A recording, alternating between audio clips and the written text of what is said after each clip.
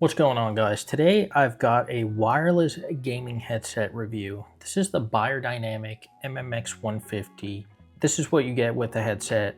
You get a USB to 3.5 millimeter cable, so you can use these wired. You also have a USB-C to USB-C cable.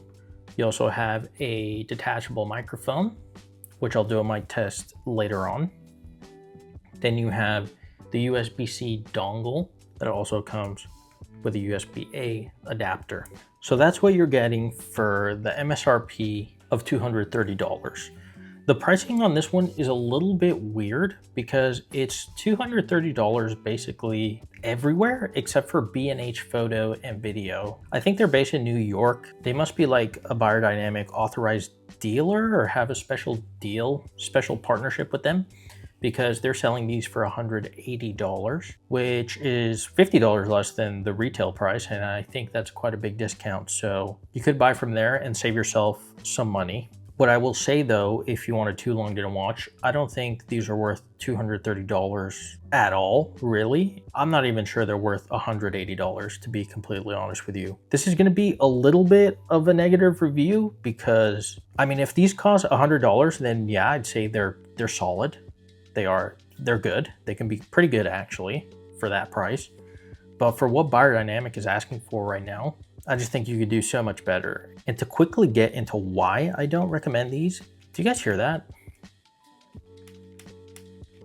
Do you hear these noises? This is not what a Beyerdynamic should sound like. And this is not what a Beyerdynamic should be built like. I don't know the logistics of Beyerdynamic's company. I don't know if the gaming sphere, gaming section of their company is the same as the side that makes their normal open back and closed back headphones, studio headphones, monitor headphones. I don't think so because I've tried some of their products before. I've tried the DT900 Pro X, the DT990 Pro X. I thought they were built extremely well. Actually surprised by how well built they were and the materials used. The DT900 Pro X had a similar headband to this one where it was plastic, but everything about this headset feels so cheap, so cheap. And that's why I said, like, if they were $100, fine. But at an MSRP of $230, this is not what you should be getting. Like, yes, the yoke is metal. That's good. I also like the ear pads. I feel like they're spacious enough.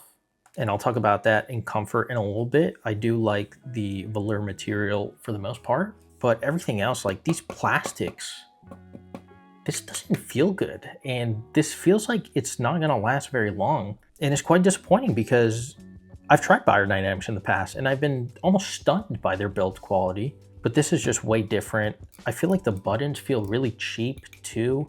It feels like a toy. Like it legitimately feels like a toy. And it's just really disappointing in my opinion. If you've tried these and you disagree, please let me know in the comments. Maybe I'm just being too critical. I just don't feel like they feel like a product that's worth what the asking price is. As for the comfort, I don't think it's bad. It doesn't necessarily work for me because I feel the clamp force quite high. It's got the traditional Beyerdynamic clamp force because you have the yokes that don't swivel, very similar to almost all of their other headphones. You're getting a little bit too much clamp force, and I kind of feel it more in my cheekbones than anywhere else over like a long listening period. Thankfully, these ear pads are actually quite good. They're not super soft, but they actually feel very good. I actually really like these ear pads, and they're just big enough where my ear isn't really touching the inside. And even if they do, you have this little foam piece on the inside, so not a big deal if you have larger ears. Normally, I don't like the circular type of design on ear pads, but these actually work well for me. And I like the ear pads themselves, and the velour feels nice on the skin. I don't feel that much pressure on the top of my head. They have a little bit of a slit here on top to kind of relieve some of that pressure. This foam up here is not too bad actually, but it's not quite as comfortable as some of Beyerdynamic's other headphones. But comfort isn't all that bad in my opinion. Compared to the build quality, the comfort is actually quite good. The build quality is where I really just have a major gripe with these. I will say though, they are a little bit heavy. I believe they're 338 grams or something like that. So not too far off from like the Astro A50s and some of the heavier gaming headsets. It's not close to an Odyssey Maxwell. So these are closebacks, but they actually do isolate quite well. These ear pads do a pretty good job of isolating despite not having ANC. So if you're looking for a closeback gaming headset that gives you some decent isolation while still giving you a nice kind of breathable velour material, this one might work for you. Some other, I guess, issues that I had before we get into the sound quality. I found that when I use these through Bluetooth, they didn't get very loud. I almost had to max out the volume on my iPhone 16 Pro. Thankfully, when you use the dongle, on the PS5 I was using it, it actually got quite loud, so that wasn't really a problem. I guess it might just be a Bluetooth codec limitation or something along those lines, not totally sure. I also was getting a couple of cutouts or like some crackling noise when I was using the dongle on PS5, and I've seen a couple people had similar issues as well from what I read online. Also on the PS5, it seems like the mic input is a little bit too low. I've seen some people say that they can't even like hear their friends when they're using this mic. I haven't actually tested that out, so I can't say for sure, but that's something that's a known issue, and I don't think there's been a firmware update yet. Speaking of firmware update, these do have an app, which is actually a pretty nice app. I'll put it up on the screen. It's got some decent functionality. You can switch EQs, which is pretty nice because out of the box, I find these to be a little bit too treble forward and they're quite bright and a little bit harsh. So it's nice that Beyerdynamic gives you the EQ option. They have a 10-band EQ that you can tailor to your liking if you know what you're doing with EQ. I actually found that using the smooth preset gave me the best balance of everything. It basically just lowered the treble and kind of tamed it down. And it gave me a pretty clean presentation for both music and gaming. So that's what I've been using. It is a little bit annoying that because this doesn't have simultaneous Bluetooth, you have to change the EQ on your phone while connected through Bluetooth. Then you have to switch to the dongle using this button over here. And then when you start listening on your PS5, you'll hear the EQ change, but if you want to change again, you have to switch back to Bluetooth and then go back and forth. The SteelSeries Arctis Nova headsets that have the app functionality, from what I remember, they actually allow you to still stay connected to both, even though on the Nova 5 it's not simultaneous, but you're still kind of connected through the app, so you can still change the EQs on the app even if you're playing on the PS5. So I feel like that was a little bit of a miss on Beyerdynamic's part in terms of app functionality. So for the sound quality, I'm gonna start with gaming and then I'll talk a little bit about music. I found these to be pretty enjoyable for single player, story-driven games. Like Ghost of Yotei, for instance, I found it to be a very clean sound, where I was getting a kind of impressive soundstage. Even though these are closed back headphones, I wouldn't say they staged like an open back, but they're not that far off. And they have quite good detail. I'm actually kind of surprised by the detail retrieval on these.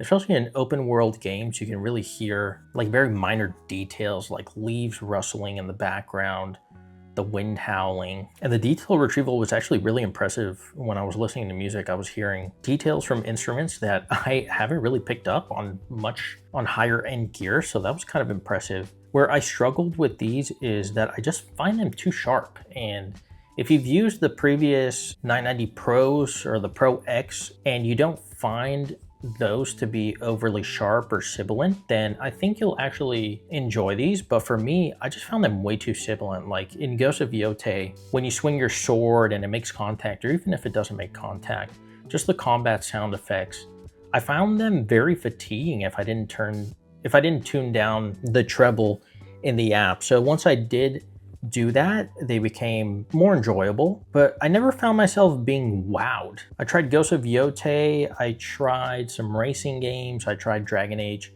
the Veilguard as well. So I tried a mix of games really. And I thought they sounded good. They sounded pretty clean. The low end isn't crazy. You're not getting like pounding bass, but you could turn it up a little bit in the EQ and you get a pretty nice bass extension and bass impact. So they can be immersive. I just didn't find them overly great. I just didn't find them to sound like other Beyerdynamic headphones that I've tried, which makes sense because it's a gaming headset and it's not supposed to sound like a studio monitor. I just felt like I could have gotten a better experience, and I have with cheaper options like the Astro A20X, the HyperX Cloud 3S, or even the Flight 2s. I like their sound signature features better, and maybe that's just a me thing, but that's just how I felt. And that was for general gaming. But when you get into FPS gaming is where it's gonna sound like I'm trashing this headset, but I really just did not enjoy my experience with these. I don't know what else to say, because I was playing Battlefield 6, and I know Battlefield 6 has some footsteps issues in terms of their audio engine, but I've used the HyperX Cloud 3S and it was unreal for footsteps in Battlefield 6. I could hear where anyone was coming from and exactly where they were. I had a similar experience with the Razer Blackshark V3 Pro. And honestly, of the gaming headsets that I've tried over the past year or so, these are the worst for FPS. It's crazy to me, because you would expect actually with the increased treble that it would help you pinpoint footsteps, but I just did not find that to be the case. They do have an FPS preset in the app, but if I put that on, it's so sibilant and harsh and abrasive that it's unbearable. It's like legitimately unbearable. So I think this is going to be a case-by-case thing. If you're not sensitive to sibilance in any way, then maybe these could work for you, but they just did not work for me at all. Even using them on the flat preset, yes, I was getting a little bit of sibilance, but it was bearable, and I was using them for FPS, and I just could not tell where enemies were coming from. I couldn't tell if they were behind me, to the side of me, above me. There was just no pinpointing audio cues, and I was genuinely at a disadvantage, and it bothered me. I had to turn off the game, legitimately. So I think you can EQ these to get a little bit better performance, but because they're so sibilant to my ears, and because I really just couldn't handle that, they just don't work for me at all. I actually found they worked a lot better for music. I found them to be quite pleasant for music, actually. And I guess maybe that makes sense, because Beyerdynamic is generally a music headphones company. I found them much more enjoyable for music. All types of genres sounded quite good, especially modern productions like hip hop, rap, reggaeton, even rock. I found them to be quite pleasant for that. Has a nice little low end. The mid-range is very natural, so vocals sound quite good. And overall, they're solid for music. I don't really have an issue with the music aspect, but this is a gaming headset. You're buying it for gaming, and I just feel like they fell short in that category. I will say the mic quality is actually pretty good. So if you're just looking for an overall comfortable headset with a pretty good mic, then maybe these could work for you. And if you like the look as well, I think they look kind of cool. But I'll put in a mic test right now so you guys can let me know if you think it's passable or not. This is a mic test of the Beyerdynamic MMX 150 wireless gaming headset.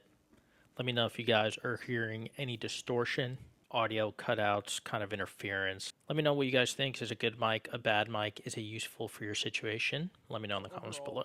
So overall, obviously, if you've watched this entire video, you know I'm not going to recommend these, and I really can't recommend them. I don't like how they sound. I think the build quality is really poor for a company of Beyerdynamics prestige. Overall, they're pretty comfortable, and the mic sounds pretty good, but for an MSRP of $230, you could do better. I really feel like you could do better and for cheaper. If you want to check these out, feel free, but I just didn't have a good experience. That'll do it for this video. I'll catch you guys in the next one.